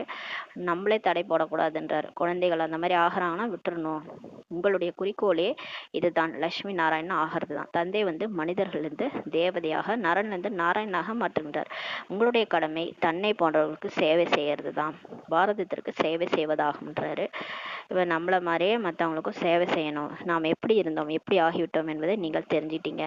நம்ம முன்னாடி எப்படி இருந்தோம், பிகே ஆகிறதுக்கு முன்னாடி கோழையா இருந்தோம், எதை பார்த்தாலும் பயந்துகிட்டு இருந்தோம், என்ன அது இதுன்ட்டு எந்த ஞானமே இல்லாமல் இருந்தோம் இல்லையா. இப்போ வந்து எல்லா சின்ன பிரச்சனைக்கெல்லாம் உட்காந்து பிரச்சனை பண்ணிட்டு இருப்போம், அழுதுட்டு இருப்போம், ஆர்ப்பாட்டம் பண்ணிட்டு இருப்போம். இப்போ பாருங்க, பெரிய பெரிய பிரச்சனையெல்லாம் சமாளிக்கிற அளவுக்கு பாபா சக்தி கொடுக்குறாரு. நம்ம வந்து எல்லாமே அந்த இது ட்ராமா, இது எதுவும் புதுசு இல்லை. அதெல்லாம் நம்ம அந்த பாயிண்ட் எல்லாம் புத்தியில் அப்ளை பண்ணி ஏதோ பெரிய பிரச்சனை வந்தால் கூட அதை தாங்கிக்கிற அளவுக்கு சக்தி கொடுக்குறாரு இல்லையா. எப்படி இருந்த நாம இப்படி ஆயிட்டோன்ட்டு நீங்கள் தெரிஞ்சிட்டீங்க. இப்போது மீண்டும் ராஜாவுக்கெல்லாம் ராஜாவாக ஆவதற்கு இப்போ முயற்சி செய்யுங்கன்றாரு. நாம் நம்முடைய ராஜ்யத்தை ஸ்தாபனை செய்கின்றோம் என்பதை தெரிஞ்சுக்கிட்டீங்கன்றாரு. இதில் கஷ்டப்படுவதற்கான விஷயம் எதுவுமே இல்லை. இப்போ நீங்கள் இது வந்து ஒன்றுமே இல்லை, ஈஸியான ராஜ்யம் ஸ்தாபனை ஆகுதுன்றாரு. கஷ்டம்லாம் ஒன்றும் இல்லை, ஈஸியாக நீங்கள் ஞானத்தை மற்றவங்க சொல்கிறீங்க. என்ன கத்தியை வச்சுட்டு சண்டையாக போட போகிறீங்க. ராஜ்யத்தை பிடிக்கணும்னா கோட்டையை பிடிச்சி அந்த அக்ரோனி சேனையோட போயிட்டு சண்டை போட்டால் நீங்கள் ராஜ்யத்தை பிடிக்க போகிறீங்க. ஒன்றும் கஷ்டமே கிடையாது. இங்கே நீங்கள் வந்து ஈஸியாக ராஜ்யத்தை ஸ்தாபனை செய்றீங்கன்றார். விநாசத்திற்காக நாடகத்தில் யுக்திகள் கூட உருவாக்கப்பட்டுள்ளன. நம்ம வந்து முயற்சி தான் பண்ணணும், மீதியெல்லாம் பாபா பார்த்துக்குவார். முன்பு கூட ஆயுதங்கள்னால் சண்டை நடந்தது. எப்போது நீங்கள் முழுமையாக தயாராகிறீங்களோ, அனைவரும் மலராக ஆகிடுவீர்களோ, அப்போது விநாசம் நடக்கும்ட்டு பாபா சொல்றார். எப்போ இந்த 33 கோடி தேவதைகளும் வந்து முயற்சி செஞ்சு அவங்க எல்லாருமே மாறிட்டாங்க, எல்லாரும் மலர் மாதிரி ஆயிட்டாங்கன்னா எல்லாரும் சொர்க்கத்துக்கு போக தகுதி ஆயிட்டாங்கன்னு அர்த்தம். அப்போ ஆகும்போது விநாசம் நடக்கும். சிலர் மலர்களின் ராஜாவாக இருக்கிறாங்க, சிலர் ரோஜாவாகவும், சிலர் மல்லிகை பூக்களாகவும் இருக்கிறாங்க. பாபா சொல்றார், பிகேஸ்லயே சில நல்லா மலர்களின் ராஜாவனா அவ்வளோ மலர்களை இவங்க உருவாக்குறாங்க பாருங்க. இவங்களும் மலராகி இவங்க கூட இருக்கிறவங்க எல்லாரையும் மலராக்குறாங்க. மலர்களின் ராஜாவாக இருக்கிறாங்க, சிலர் ரோஜா மலரா ஆகிறாங்க, சில மல்லிகை பூக்கள் மாதிரி வாசனை வீசுறாங்க. ஒவ்வொருவரும் தங்களை நன்றாக புரிந்து கொள்ள முடியும். நம்ம எதுவா இருக்கிறோன்ட்டு நமக்கே தெரியுன்றாரு. நான் எருக்கம்பூவாக இருக்கிறேன்னா அல்லது எந்த மலராக இருக்கிறேன்ட்டு நமக்கே தெரியுன்றாரு. எருக்கம்பூ வாசனையே வராது, ஜஸ்ட் ஒரு பூ, அவ்வளவுதான். மற்றபடி வாசனையே, அதாவது நறுமணம் நம்ம கிட்ட அந்த வராதுன்னா நம்மக்கிட்ட அந்த நல்ல குணங்கள்லாம் வெளியே வரல, ஒன்றும் அந்த வாசனை வந்து பரவல. ரோஜா மலர்னா அந்த வாசனை மிக்க மலரா நம்ம மாறிட்டோம், பாபா மாதிரி நறுமணம் மிக்க மலரா மாறிட்டு இருக்கோம். இப்போ எந்த மலராக இருக்கிறோன்ட்டு செக் பண்ணணும். பலருக்கு ஞானத்தின் தாரணை எதுவுமே ஏற்படுவதில்லை. சில அந்த ஞானத்தை கேட்குறாங்க, அவங்களுக்கு ஒன்றுமே புரிய மாட்டுது. புரிஞ்சாலும் அது போயிட்டு ஸ்டோர் ஆகி அது நடத்தையில மாற மாட்டுது, நடத்தையில சொரூபமா ஆக மாட்டாங்க, ஞான சொரூபமா ஆக மாட்டாங்கன்றாரு. வரிசை கிரமமாக தான் ஆவார்கள் அல்லவான்றாரு.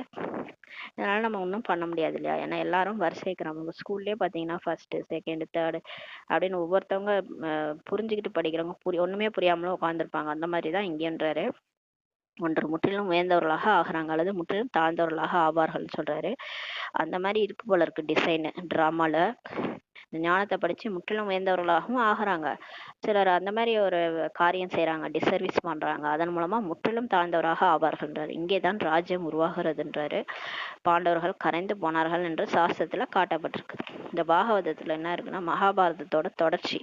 என்னன்னா கடைசியில உலக ராஜ்யம் பண்ணிட்டு பாண்டவர்கள் அப்படியே ஒன் பை ஒன்னா போயிட்டு கலியுகம் முடிவுல கிருஷ்ணரும் அவரும் போயிடுவாரு. கிருஷ்ணரும் போயிட்ட பிறகு பாண்டவர்கள் என்ன பண்றாங்க, ஒருத்தவங்களா அப்படியே மலை மேலே ஏறி அப்படியே கரைஞ்சிட்டாங்க அப்படின்னு காட்டியிருக்கிறாங்க. கடைசியா தர்மர் மட்டும் நடந்து போனார் ஒரு நாயோட, அப்புறம் சொர்க்கத்துக்கு போயிட்டாருன்னு காமிச்சிருக்கிறாங்க. அப்புறம் அங்க போனா எல்லாரும் இருந்தாங்க சொர்க்கத்துல அப்படின்னு காமிச்சிருக்காங்க. இதெல்லாம் பாகவதத்துல இருக்குது, சாஸ்திரத்துல போட்டிருக்கிறாங்க. பிறகு என்ன ஆனார்கள் போன்ற எதுவும் தெரியவில்லை. அதுக்கப்புறம் என்ன ஆனாங்கன்ட்டு சொல்லல. நிறைய கதைகளை உருவாக்கியிருக்கிறாங்க, ஆனால் அது போன்ற எந்த விஷயமும் நடக்கவில்லைன்ட்டு பாபா சொல்றாரு. அது மாதிரிலாம் பாண்டவர்கள் 5 பேர் நடந்து போனாங்க, விழுந்தாங்க, இதெல்லாம் எதுவுமே நடக்கலன்றாரு. பாண்டவர்கள்ன்றது கடவுள் யார் கூட இருக்கிறாரோ அவங்க பாண்டவர்கள், கடவுளை நம்பாதவங்க கௌரவர்கள், அவ்வளவுதான். கடவுள் இப்ப பாடம் எடுத்து அப்படியே கூட்டிட்டு போயிடுறாரு, சொர்க்கத்துக்கு கூட்டு போறாரு, அவ்வளவுதான். மகாபாரத போர்ன்றது இந்த மாயாவோட நமக்கு ஏற்படுற மல்யுத்தம். 5 விகாரங்களை ஜெயிக்கிறவங்க சொர்க்கத்துக்கு போறாங்க, ஜெயிக்காதவங்க துவாபரயுகம் கலியுகத்துல பிறக்குறாங்க, இவ்வளவுதான். இது இந்த மாதிரி விஷயம்லாம் அதெல்லாம் எந்த கதையும் நடக்கலன்றாரு. இப்போது குழந்தைகளாகி நீங்கள் எவ்வளவு தூய்மையான புத்தியுடர்களாக ஆகுறீங்க. பாபா உங்களுக்கு பலவிதமாக இப்ப புரிய வச்சுக்கிட்டே இருக்கிறார். எவ்வளவு சகஜமானது, தந்தை மற்றும் ஆசையை மட்டுமே நினைவு செய்ய வேண்டும். அதான் சொல்லுவாங்க எண்ணம் போல வாழ்க்கைன்ட்டு. அதாவது இப்ப ஒரு குழந்தை இல்லைன்னு வச்சுக்கோங்க, குழந்தை படத்தை ஒட்டி வச்சு அதே பார்த்தோன்னா குழந்தை பிறந்துருவாங்க. அதாவது நமக்கு என்ன சீக்ரெட்னே ஒரு ரகசியம்னு ஒரு படம் இருக்கும், அது பார்த்தீங்கன்னா நம்ம என்ன நினைக்கிறோமோ அது நமக்கு கிடைக்கும். அது மாதிரி அதெல்லாம் நம்புறீங்கல்ல. அதாவது இந்த வாழ்க்கையில இது கிடைக்கும், நான் ஒரு கார் வாங்கணும், காரை ஒட்டி வச்சு காரையே பார்த்தீங்கன்னா கார் வாங்கிருவீங்கன்றாங்க, உங்க எண்ணம் போல வாழ்க்கைன்றாங்க. அப்ப ஏன் நம்ம பாபாவை நினைச்சு சொர்க்கத்தை நினைச்சா ஏன் சொர்க்கத்துக்கு போக மாட்டோம், ஏன் பரந்தாமத்துக்கு போக மாட்டோம்? அவங்க எல்லாம் எல்லைக்குட்பட்ட வாழ்க்கையை பத்தி யோசிக்கிறாங்க, நம்ம எல்லைக்கு அப்பாற்பட்ட வாழ்க்கையை அடுத்த பிறவில நான் என்னவாக போறேன்ட்டு இப்ப யோசிச்சுட்டு இருக்கிறோம், அவ்வளவுதான். அதுலயும் உயர்ந்த ஆசையை பாபா கொடுக்குறார், சொர்க்கத்துக்கு போகணும். அப்ப தந்தை பாபாவை பாருங்க, சொர்க்கத்தை பாருங்க, ஒட்டி வச்சுக்கோங்க படத்தை, அதே நினைவு செய்யுங்கன்றாரு. நான் தூய்மையற்றவர்களை தூய்மையாக்குவோன் என்று பாபா சொல்றாரு. உங்களுடைய ஆத்மா மற்றும் சரீரம் ரெண்டும் தூய்மையற்றதாக இப்ப இருக்குதுன்ட்டு பாபா சொல்றாரு. இப்போது நம்ம தூய்மையாகணும், முக்கியமான விஷயமே நம்ம தூய்மையாகணும். இப்போ உடம்பு தூய்மையா இல்ல, ஆத்மாவிலையும் 1008 கொலாப்படியா இருக்குது இல்லையா. அஞ்சு விகாரம் தான் ஆத்மால இருக்குது.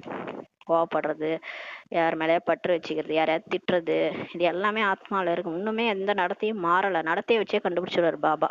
நம்ம சொல்லிக்கலாம் பாபா நான் மாறிட்டேன் அப்படின்ட்டு, ஆனா நம்ம நடத்தையை வச்சு ஈஸியா பாபா கண்டுபிடிச்சிருவாரு. ஏன்னா நடத்தையிலே வெளிப்பட்டுடும் ஆத்மா தூய்மையா இல்லைன்றது. ஆத்மா சரீரம் இப்ப தூய்மையாக இருக்கு, தூய்மையற்றதா இருக்குதுன்னு சொல்றாரு பிகேசி. என்னதான் ஞானம் படிச்சாலும் ஃபுல்லா ஸ்டோர் ஆகல இல்லையா, அதனால புத்தி எப்போ தெய்வீக புத்தியா மாறுதோ அப்பதான் ஆத்மா மாறும். இப்போது தூய்மையாக வேண்டும்ன்றார். ஆத்மா தூய்மையாகும் போதுதான் சரீரமும் தூய்மையாகிறது. இப்போது நீங்கள் அதிகமாக உழைக்க வேண்டும்ன்றார். இப்ப நாம அதிகமா நினைக்கணும் பாபாவை, உழைக்கணும்ன்றார். குழந்தைகள் மிகவும் பலவீனமாக இருக்கிறாங்க என்று பாபா சொல்றாரு. பாபா மேல இருந்து பார்த்து கரெக்டா தான் சொல்றாரு. அது ஞானம் இறங்க இறங்க உள்ள இறங்க இறங்க அந்த விஷம்லாம் அந்த வெளியே வரும்வாங்க. விஷம் வெளியே, அதாவது ஒரு மருந்து, இப்போ நாட்டு மருந்து சாப்பிட்றோம்னா அது உள்ள இருக்கிறதெல்லாம் வெளியே கலப்புன்னுவாங்க. அந்த மாதிரி ஞானம் உள்ள போக போக அந்த பலகீனங்கள்லாம் வெளியே வருது. என்ன நமக்கு 63 ஜென்மமா கோழையா இருந்தது, கவலைப்படுறது, அழறது, இது மாதிரி விஷயமா வெளியே வருது. எல்லாத்துலயும் பலகீனம், 5 விகாரத்துல இருக்கிற பலகீனம் தான் ஃபர்ஸ்ட் வெளியே வருது. அதனால பாபா பார்த்துட்டு சொல்றாரு, இப்ப குழந்தைகள் மிகவும் பலவீனமாக இருக்கிறாங்கன்ட்டு சொல்றாரு. அதனாலதான் பாபாவை நினைக்க மாட்டாங்க, நினைவு மறந்து போகிறதுன்ட்டு சொல்றாங்க குழந்தைகள். பாபா அவரே தன்னுடைய அனுபவத்தை சொல்றாரு. பிரம்மா பாபா சொல்றாரு. பிரபா பாபா என்ன சொல்றாரு, சிவபாபா எனக்கு உணவு ஊட்டுகிறார் என்று சாப்பிடும்போது நினைக்கிறேன். சாப்பிடும்போது ஒரு வா எடுத்து வைக்கிறாரு, சிவபாபா தான் எனக்கு உணவு ஊட்டுறாருன்ட்டு நான் சாப்பிடும்போது நினைக்கிறேன்ட்டு பிரம்மா பாபா சொல்றாரு. ஆனால் மறந்து போயிடுதுன்னு அவரே சொல்றாரு. 4வது வா வைக்கும் போது 3 வா ஞாபகம் இருக்கு, 4வது வா மறந்து போகுது. அப்படின்னு உண்மையை சொல்றாரு பாருங்க. அதுதான் அங்க கிரேட்டு. நம்மளாம் வந்து தப்பு பண்ணா உண்மையை சொல்ல மாட்டோம். பிரம்மா பாபா பாருங்க அந்த உண்மையை சொல்றாரு பாருங்க. ஏன்னா மற்றவங்களுக்கு அந்த முயற்சியினுடைய இதை வந்து உண்மையை வந்து புரிய வைக்கிறாரு. இந்த அளவுக்கு கஷ்டம் பாபா நினைக்கிறது அப்படின்னு சொல்றாரு. பிரம்மா பாபாவே சொல்றாரு. அவர்தான் ஃபர்ஸ்ட் கிருஷ்ணரா ஆகிறாரு. அவரே சொல்றாரு. பிறகு மீண்டும் நினைவுக்கு வருகிறது. அப்புறம் திரும்ப 4வதுவா முடிச்ச பிறகு அப்புறமா ஞாபகம் வருது. உங்களிலும் கூட முயற்சியின்படி வரிசைக்கிரமாக தான் இருக்கிறீங்கன்றாரு. இப்ப நம்ம கூட அப்படியே பர்ஃபெக்டா பாபா நினைக்கிறோமானா இல்ல, கிடையாது. அது யாராலையும் அப்படிலாம் அப்படியே ஃபுல்லா பாபா நினைவுல இருக்க முடியாது. ஏன்னா கர்ம கணக்குகளை இப்ப போயிட்டு இருக்குது. கணக்கு வழக்கு முடிஞ்சிட்டு இருக்குது. கணக்கு வழக்கு முடிகிற டைம்ல பாபாவை அப்படியே ஃபாஸ்டாலாம் நினைக்க முடியாது. அதனால கொஞ்ச நேரம் நினைச்சா கொஞ்ச நேரம் தேகதாரிகள் இப்படிதான் நினைவுக்கு போயிட்டே இருக்குது. மாத்தி மாத்தி நம்மள மாயா வந்து வீழ்த்துது. அதையும் மீறி நம்ம முயற்சி பண்ணிட்டே இருக்கிறோம். அதனால இப்ப முயற்சியின்படி எல்லாருமே வரிசைகரமாக இருக்கிறீங்க. சிலர் பந்தன் முக்தர்களாக இருந்தும் கூட பந்தனத்தில் மாட்டிக்கொள்கிறாங்கன்றாரு. சில குழந்தைகள் எப்படி தெரியுமா, அவங்களுக்கு பந்தனமே கிடையாது, பந்தனம் கிடையாது, இருந்தாலும் இவங்களே போய் எண்ணத்தினால உருவாக்கிறாங்க. ஏதாவது பந்தனத்துல இவங்களே போய் மாட்டிக்கிறாங்க. இப்ப கல்யாணமே ஆகாம இருக்கும், ஆனா வந்து ஏதோ ஒரு இதுல மாட்டிக்குவாங்க. யாரு கூடயாவது பேசிக்கிட்டு ஃப்ரெண்ட்ஷிப் வச்சுக்கிட்டு யாரு கூடயாவது தேவையில்லாத ஒரு உறவை உருவாக்கிக்கிட்டு பந்தனத்துல போய் மாட்டிக்கிறாங்கன்றாரு. அந்த மாதிரியும் சிலர் இருக்கிறாங்கன்றாரு. எந்த ஒரு பிரச்சனையும் இல்லைன்னா அழகா பாபாவை நினைக்கலாம்ல, அதை விட்டுட்டு இவங்க போய் தேவையில்லாம உறவுகளை ஏற்படுத்திக்கிட்டு மாட்டிக்கிறாங்கன்றாரு. தர்மத்திற்காகவும் கூட குழந்தைகளை தத்தெடுத்துக் கொள்கிறார்கள். இப்போது குழந்தைகளாகிய உங்களுக்கு ஞானத்தின் 3வது கண்ணை கொடுக்கக்கூடிய தந்தை கிடைத்து விட்டார்னு சொல்றாரு. அதாவது சிலர் என்ன பண்றாங்கன்னா தர்மத்திற்காக போய் குழந்தைய தத்தெடுத்துக்கிறாங்களாம். அப்ப குழந்தையே இல்லைன்னா விட்டுட்டு போலாம்ல, பாபா நினைச்சிட்டு பாபாவை குழந்தையா நினைச்சிட்டு போலாம்ல. இவங்க போய் குழந்தைய தத்தெடுத்துக்கிட்டு புதுசா பந்தனத்துல மாட்டிக்கிறாங்கன்னு சொல்றாரு. அது யாரோ தெரியல சொல்றாரு. இப்போது குழந்தைகளாகி உங்களுக்கு ஞானத்தின் 3வது கண் கொடுக்கக்கூடிய கடவுளை கிடைச்சிட்டாரு. இதற்கு 3ஆம் கண்ணின் கதை, அதாவது 3வது கண் கிடைக்கக்கூடிய கதை என்று பெயரிட்டிருக்கிறாங்க. இப்போது நீங்கள் நாஸ்திகர்ல இருந்து ஆஸ்திகர்களாக ஆகிறீங்கன்ட்டு பாபா சொல்றாரு. நாத்திகர், நாத்திகர் நா பிளஸ் ஆஸ்தி, அதாவது ஆஸ்தியை நம்பாதவங்க, கடவுளை நம்பாதவங்க. அதனால சொர்க்கத்தையும் நம்பல கடவுளையும் நம்பலன்னா நாஸ்திகர். எப்போ நம்ம கடவுளையும் நம்புறோம் இப்போ சொர்க்கத்தையும் நம்புறோம்னா நம்ம ஆஸ்திகர்களாக ஆகிட்டோன்றாரு. கடவுளுடைய ஆஸ்திக்கு அதிகாரி ஆயிட்டோம். தந்தை வந்து புள்ளியாக இருக்கிறார், ஞான கடலாக இருக்கிறார் என்பதை குழந்தைகள் தெரிந்துள்ளனர். அவர்களோ பேரூபத்துல இருந்து தனிப்பட்டவன்ட்டு சொல்லிட்டாங்க. வெளி உலகத்துல என்ன சொல்லிட்டாங்க, கடவுளுக்கு பேரே இல்ல, ரூபமும் இல்லைன்னு சொல்லிட்டாங்க. ஓ, எப்படி இப்படி சொல்ல முடியும்? ஒரு சேர் இருக்கு, ஒரு சேருக்கு ஒரு பேர் இருக்குது, ஒரு ஒரு ரூபம் இருக்குது இல்லையா? சேர்ன்னு சொன்னா உங்களுக்கு சேர் ஞாபகம் வருது இல்லையா? அதுக்கு பேர் இருக்குது இல்லையா சேர்ன்னு. அது மாதிரி ரூபமும் இருக்குது இல்லையா? உங்களுக்கு தெரியுதுல்ல அந்த சேரோட ரூபம். அந்த மாதிரி ஒரு சாதாரண ஒரு அக்ரிணை பொருளுக்கே, ஒரு உயிரற்ற பொருளுக்கே பேரு ரூபம் இருக்கும்போது உயிரோட இருக்கிறாரு கடவுள், உயிரோட்டமா இருக்கிறாரு பரமாத்மா. அவர் ஆத்மாக்கள் உயிருக்கெல்லாம் தந்தை, பரம தந்தை, பரம உயிர் அவரு. அவரை போய் பேரும் இல்ல ரூபம் இல்லன்னு சொல்லிட்டாங்க. பாபா சொல்றாரு, எனக்கு பேரு இருக்கு, சிவன் அவர் பேரு, ரூபமும் இருக்கு, புள்ளியா இருக்கிறாரு. ஆத்மா எந்த ரூபமோ அதே ரூபம் தான் பரமாத்மா. அடன் ஞான கடல் என்றால் ஞானம் சொல்வராக இருப்பார் அல்லவா அப்படின்றாரு. அவருடைய ரூபமாக லிங்கத்தை தான் காட்டுறாங்க இல்லையா? இந்த பக்தி மார்க்கத்துல இந்து தர்மத்துல என்ன காட்டுறாங்க, பரமாத்மாவினுடைய ரூபம் லிங்கமா காட்டுறாங்க. பிறகு ஏன் அவரை பெயர் ரூபத்துல இருந்து தனிப்பட்டவர்ன்ட்டு சொல்றாங்க அப்படின்னு கேக்குறாரு. மற்ற தர்மத்துலலாம் வேற விதவிதமா சொல்லிட்டாங்க இல்லையா? முஸ்லிம் தர்மத்துல அல்லாஹ்க்கு உருவமே இல்லைன்ட்டாங்க, பேர் மட்டும் அல்லான்னு வச்சிருக்காங்க, ஆனா ரூபம் இல்லைன்ட்டாங்க. இந்த மாதிரி ஒவ்வொரு தர்மத்திலையும் ஒரு ஒரு மாதிரி கடவுளை பத்தி மாத்தி மாத்தி சொல்லிட்டாங்க. அவன் அருளால் அவன் தாழ் வணங்கி, அவரே வந்து சொன்னாதானே உண்மை தெரியும். அவர் சத்தியமானவர் சிவன். இப்ப நம்மளை பத்தி 1000 கட்டுக்கதைகள் சொல்லலாம், நம்மளே போய் சொன்னாதானே நம்மளோட விஷயம் எல்லாருக்கும் புரியும். அதை கூட நம்ப மாட்டாங்க இந்த உலகத்துல. நம்ம உண்மையே சொன்னா கூட ஒத்துக்க மாட்டாங்க. நம்ம தரப்புல இருந்து பேசுறதுக்கு யாருமே கிடையாது, கடவுளுக்கு தான் நம்மளை பத்தி தெரியும். அந்த மாதிரிதான் இப்ப கடவுளை பத்தி இஷ்டத்துக்கும் பேசினுக்கிறாங்க எல்லாரும். அவரே வந்து சொன்னா கூட நம்ப மாட்டாங்க. ஏன்னா அவங்க என்ன பரப்பி விட்டாங்களோ அதான் உண்மைன்னு நம்பிட்டு இருக்கிறாங்கன்றாரு. ஆயிரக்கணக்கான பேர்களை வச்சுட்டாங்கன்றாரு. பேர் என்னமோ பக்தி மார்ல ஆயிரக்கணக்கான பேர் வச்சுட்டு என்ன சொல்லியிருக்கிறாங்க பாருங்க, பேர் ரூபத்துக்கு தனிப்பட்டவர் அப்படின்னு சொல்லிக்கிறாங்க. குழந்தைகளின் புத்தியில் இந்த முழு ஞானமும் நன்றாக பதிய வேண்டாம். இப்ப இதெல்லாம் நீங்க அப்படியே ஏன்னா நீங்க எதுக்காக பாபா இதெல்லாம் படிச்சு வச்சுக்க சொல்றாருன்னா, நீங்க வந்து சேவை பண்ணணும் இல்லையா? சேவை ஸ்தலத்துல வரும்போது விதவிதமான மனுஷங்களை சந்திப்பீங்க. அவங்க இந்த மாதிரி எல்லாம் கேள்வி கேட்பாங்க, கிராஸ் கேள்வி. பேர் ரூபத்துக்கு அப்பாற்பட்டவர்னு சொல்லுவாங்க. அப்ப நீங்க கேளுங்க, அப்புறம் ஏங்க இத்தனை பேர் வச்சிருக்கீங்க, லிங்கத்துக்கு ஏன் இத்தனை பேர் வச்சிருக்கீங்க, கடவுளுக்கு அப்புறம் அல்லான்னு பேர் வச்சிருக்கீங்க, அப்புறம் பேர் இல்லைன்றீங்க அப்படின்னு கேளுங்க. இந்த மாதிரிலாம் அதுக்காக தான் பாபா இதெல்லாம் பதிய வச்சுக்கோங்க ஞானத்தன்றாரு. அப்ப எல்லாரும் யோசிப்பாங்க, ஆமா நம்ம ஏன் இப்படி பண்ணோம் அப்படின்னு. அப்பதான் ஞானத்தை அவங்களும் அவங்க புத்தியிலே ஞானம் ஓடும்.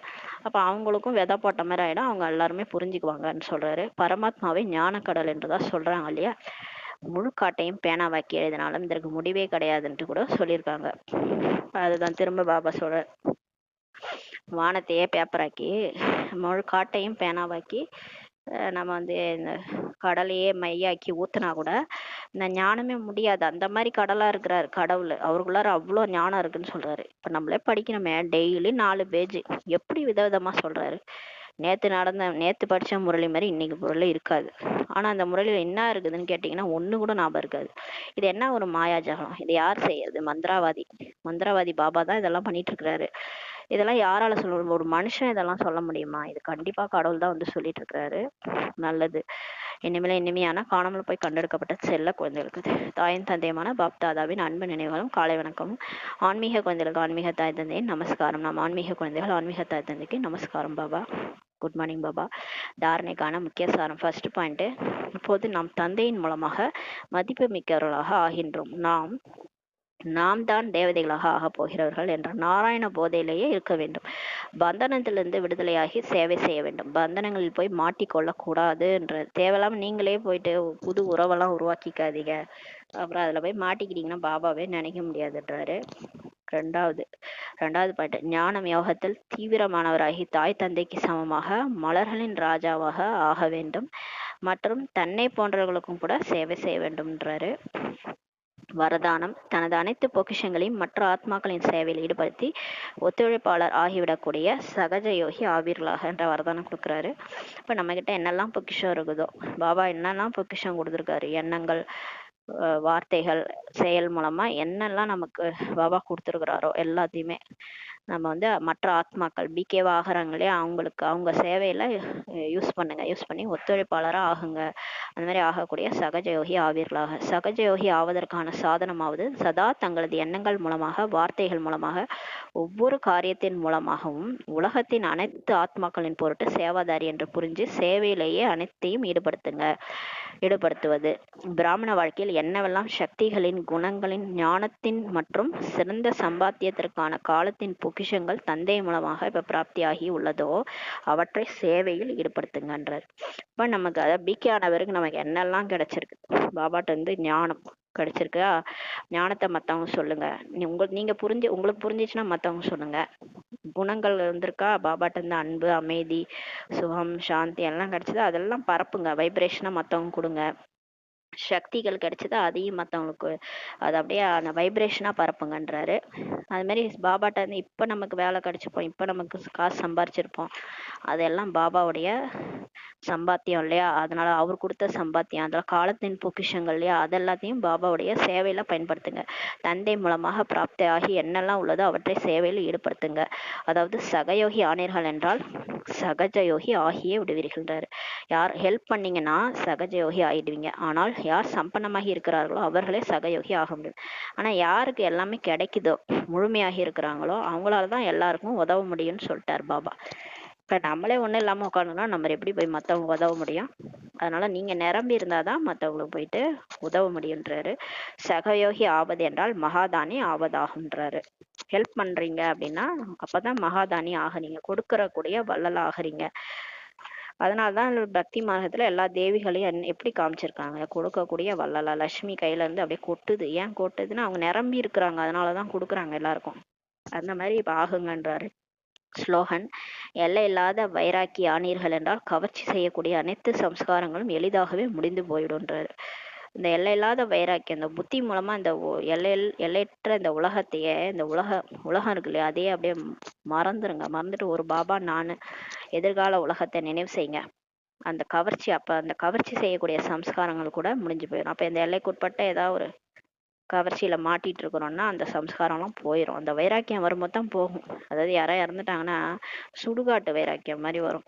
ஒரு 4 நாளைக்கு என்ன வாழ்க்கை அது, ஏன்னா இருந்தாங்க போயிட்டாங்க, நேத்து இருந்தவங்க இன்னைக்கு இல்ல, எல்லாம் போயிட்டாங்க, செத்து போயிட்டாங்க, நம்ம எதுக்கு வாழணும், நம்மளும் செத்து போயிடலாம் அப்படின்னு தோணும். அது வந்து சுடுகாட்டு வைராக்கியம்.